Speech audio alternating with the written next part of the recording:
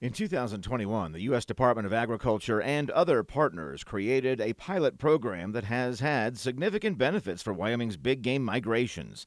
The Partnership to Conserve Big Game Habitat in Wyoming, involving the USDA, Wyoming Game and Fish Department, and the Wyldlife Fund, has allocated over $33.7 million from various funding sources to implement four components related to wildlife migrations in Wyoming: fence modifications, annual invasive weed treatments, including cheatgrass spraying, conservation easements, and leasing of habitats through the Grassland Conservation Reserve Program.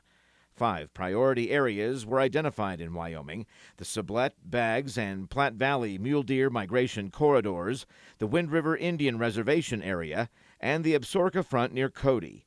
The 5 priority areas were mapped by using GPS collar and migration data on big game over the last 20 years. Within these areas, Game and Fish provides technical expertise, additional funding, and on-the-ground guidance for implementing those 4 components mentioned earlier.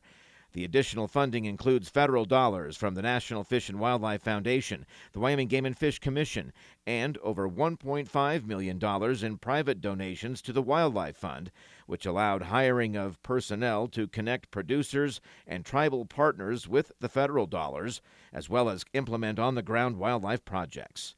So far, the program has conserved over 510,000 acres with environmental quality incentive program investments for uses such as fence modifications and weed control.